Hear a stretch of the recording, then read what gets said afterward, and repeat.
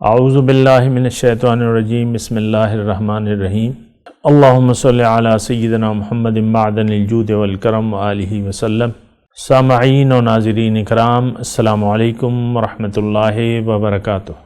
آج کا ہمارا موضوع ہے اطاعت محبت کے ساتھ۔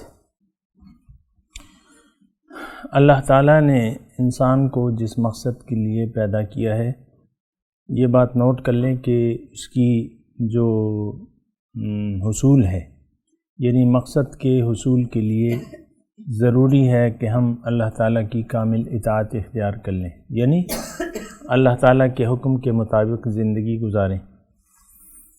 لیکن وہ اطاعت جو ہے محبت کے ساتھ ہو، مجبوری کے ساتھ نہ ہو، یہ بات نوٹ کر لیں۔ یعنی اگر کوئی مجبوری کے ساتھ اطاعت کر رہا ہے تو اللہ تعالیٰ کو اس اطاعت کی کوئی ضرورت نہیں ہے۔ اللہ تعالیٰ سے ملاقات جو ہے وہ یعنی یہ سارا جو ہے یہ شوق کا سودا ہے۔ ایک حدیث میں، حدیث قدسی ہے یا جو بھی ہے، اس کا مفہوم یہ ہے کہ من احب لقاء اللہ احب لقاءہ ومن کرہ لقاء اللہ کرہ لقاءہ،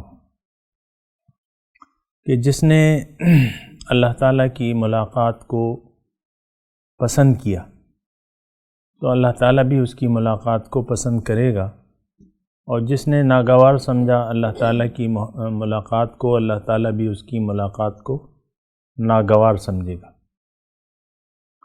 تو ضرورت یہ ہے کہ ہم اللہ تعالیٰ کی اطاعت کریں محبت کے ساتھ۔ محبت کے لیے پھر یعنی اب سوال یہ ہے کہ اطاعت محبت کے ساتھ ہے تو محبت اللہ تعالیٰ کی کیسے نصیب ہوگی؟ اس میں بنیادی طور پہ یعنی محبت جو ہے وہ ضرورت ہے اللہ تعالیٰ کی اطاعت کے لیے۔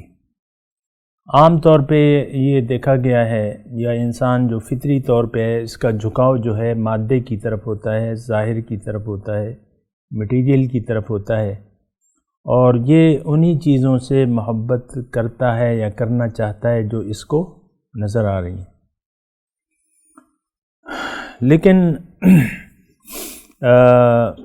اب سوال یہ ہے کہ وہ محبت کیسے پیدا کی جائے، یعنی اللہ تعالیٰ سے اپنے دل میں محبت کیسے پیدا کی جائے، اس کا طریقہ کار کیا ہے؟ تو اللہ تعالیٰ نے اس کا طریقہ کار آسان کر دیا ہے۔ اللہ تعالیٰ نے یعنی اللہ تعالیٰ کا منشا یہ ہے یا اس کا طریقہ کار یہ ہے کہ تم میرے رسول کے ساتھ محبت کرو، جو میرے رسول ہیں ان کے ساتھ محبت کرو۔ اللہ تعالیٰ تو اس طریقے سے وہ محبت ہمیں مل جائے گی، اور یہ انسانی فطرت بھی ہے۔ اس بات کو نوٹ کر لیں کہ انسان جس چیز کو ظاہر میں دیکھتا ہے تو وہ زیادہ آسان ہوتا ہے بنسبت محبت کے لیے۔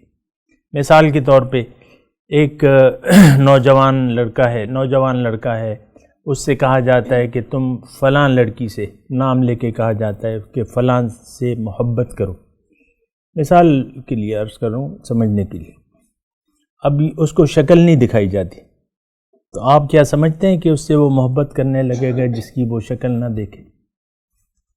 نہیں کر سکے گا نا، اس کو پتہ ہی نہیں ہے کہ اس کی آنکھیں غزالی ہیں کہ نہیں ہیں۔ تو بہرحال یہ یعنی ظاہر ذریعہ ہوتا ہے، اور یہ بات نوٹ کر لیں کہ ہم رہ رہے ہیں عالم اسباب میں۔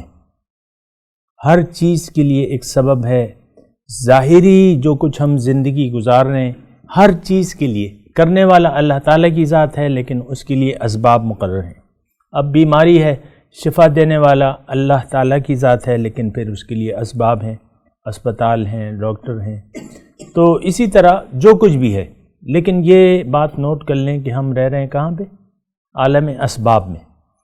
عالم اسباب، اب یہ روحانی جو دنیا ہے یہ بھی اسباب کی محتاج ہے، ظاہری دنیا بھی اسباب کی محتاج ہے۔ تو اسباب سے ہم نے کام لینا ہے، اور پھر وہ اپنی حقیقت تک ہم پہنچ سکتے ہیں۔ اس بات کو اچھی طرح نوٹ کر لیں۔ یعنی آپ کا اگر کسی کا یہ گمان ہو کہ مجھے اللہ کی محبت مل جائے گی، انتظار میں رہیں اور آپ اسباب تلاش نہ کریں تو یہ غلط ہے۔ اللہ کی محبت کو پانے کے لیے اسباب آپ نے ڈھونڈنا ہوں گے۔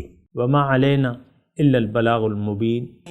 مولاي صل وسلم دائما ابدا على حبيبك خير الخلق كلهم